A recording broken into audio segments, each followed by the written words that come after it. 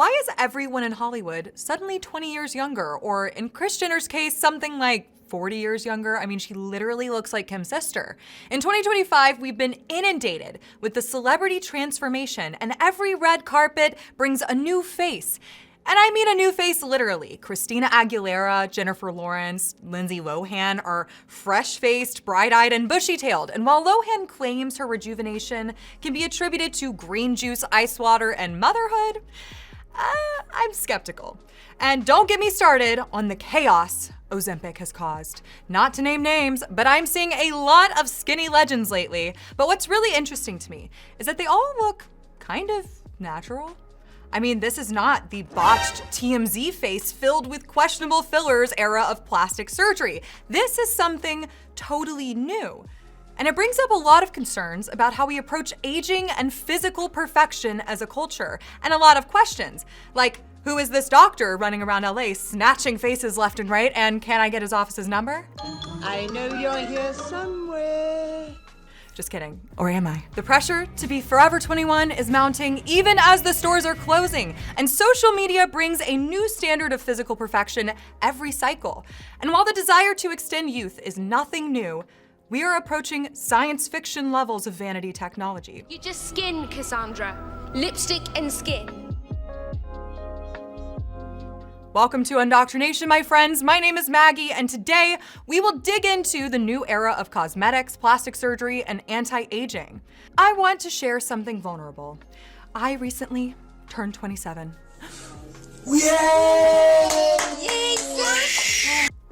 And I feel very happy with my personal life and career, but I realized this birthday brought new fears about my face, which seems silly, but the face I have now is not the face I will have in 10 years or 20 years or 30 years. It's not the same face my children or grandchildren, God willing, will see, but I think I will have an attachment to it because as a woman, so much of my identity and self-value is really wrapped up in appearance. And so I've been watching these women in their mid-30s all the way to their 70s transform before my eyes. I see influencers shill Korean skincare and their biannual Botox appointments, and I think the antidote to my fears is available and accessible in a way it never has been before. But something feels off about having the genie grant your wish. There are fables and fairy tales that warn us of the consequences of chasing these surface-level fixes. The Substance, one of the most talked about movies of 2024, showed a Hollywood star chasing perpetual youth and beauty to her detriment. She ends up a disgusting Picasso-esque blob slugging down the walk of fame. And while most of us are not risking the same fate as Demi Moore, we are risking something every time we undergo the knife or needle. Even the non-surgical options like Botox and fillers have side effects ranging from droopy mouth and migrating filler to blindness, skin loss, and disfigurement. And we are doing all of this for the very same reason the women in these films do it. On social media, physical perfection is currency. And much like the fashion cycles, bodies go in and out of style. In the 90s and 2000s, it was heroin chic. Then the 2010s brought us BBLs, and Kim Kardashian became the most desirable figure to emulate. Now in the 2020s, everyone wants the Pilates princess body and a baby face. Even Kim Kardashian herself is slimming down. A study done by Boston University found that social media may be influencing people to get cosmetic procedures, and filters are wreaking havoc on our body image. One of the authors, Neelam Vashi, said, when people are able to filter their own face and make it look more beautiful, they bring in these images of themselves that have become very realistic to them because it's just a beautified version of their own face. Worse than the filters, celebrities and influencers are normalizing these procedures now. Kylie Jenner, who infamously denied getting lip filler in the 2010s, spilled the exact details of her recent surgery down to the number of cc's used. Can I just say, we have normalized enough. It is time to stigmatize. I'm just kidding. It's great that celebrities are becoming more transparent because when you and I don't look like them, now we know why. For example, I will never look like Megan Fox, but even Megan Fox has to do a lot to still look like Megan Fox. I had my nose done when I was in my early 20s. I like to contour it down until it's just nostrils like Voldemort. Just no nose, just 2 holes here. Wait. Like I said, I had my boobs done when I was 21 or 22. Then I had to have them redone very recently. But how many people are these celebrities influencing with their openness? All of this hype has led to a booming multi-billion-dollar industry. The global cosmetic industry is projected to reach $86 billion this year, with the anti-aging market reaching $54 billion. The largest markets are in the United States, Brazil, and South Korea, where providers and customers are plenty. And one interesting thing to note about this industry is how affordable it is compared to other medical services. A study done by Mark J. Perry from the American Enterprise Institute found that cosmetic procedures actually declined in price when adjusted for inflation. Between 1998 and 2018, cosmetic procedures rose an average of 32 to 34%, with inflation rising 58%.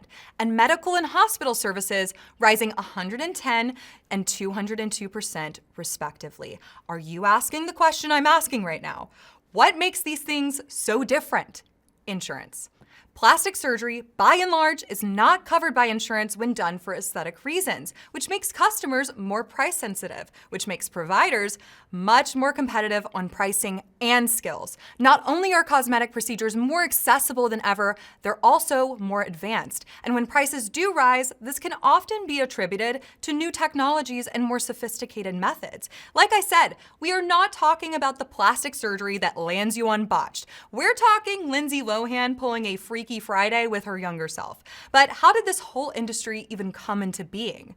The first ever plastic surgeon was not the smiling, frozen-faced Instagram doctor we see today. The first ever was a man named Harold Gillies, who saw the impact of trench warfare on the faces of these young fighters in World War I and said, "I can fix that." This man revolutionized medical care and opened the first hospital dedicated to facial injuries in 1917.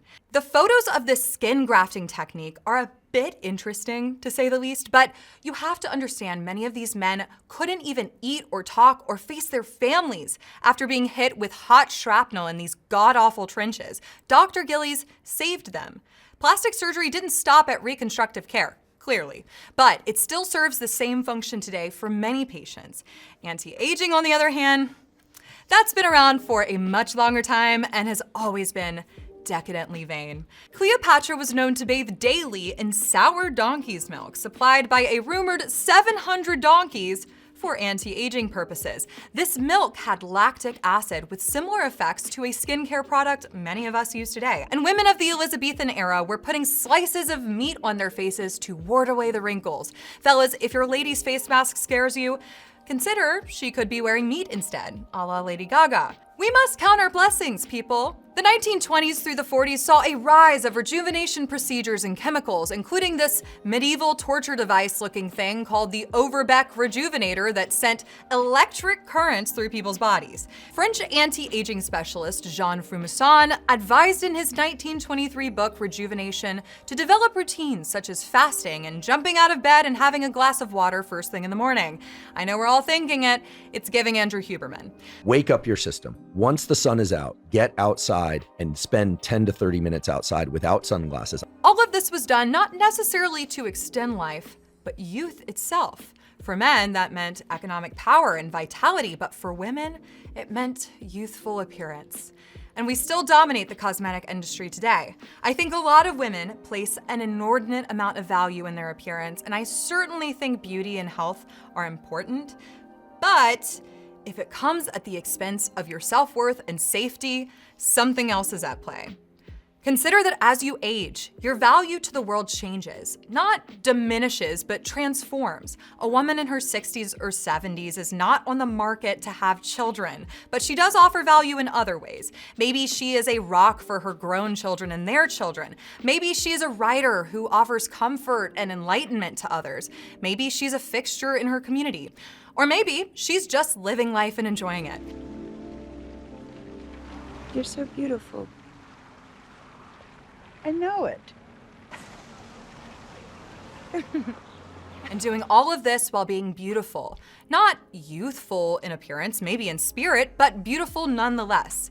Aging is uncomfortable because it reminds us of death and dwindling opportunity, and our faces become reminders of this. But we can't escape death by masking its warning signs, no matter how hard Brian Johnson tries. Death is a part of life we must accept.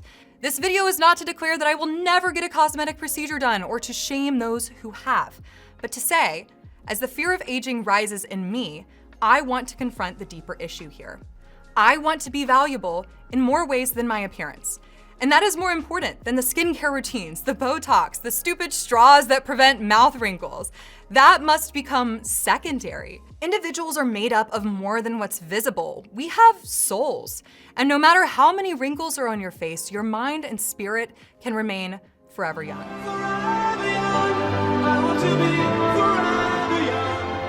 I hope you enjoyed this video. If you liked it, give it a like. You can subscribe as well. We're getting close to 25,000 of you. Insane. And share this video with someone who needs to hear it. Thank you guys so much for watching, and I will see you next week. Ciao.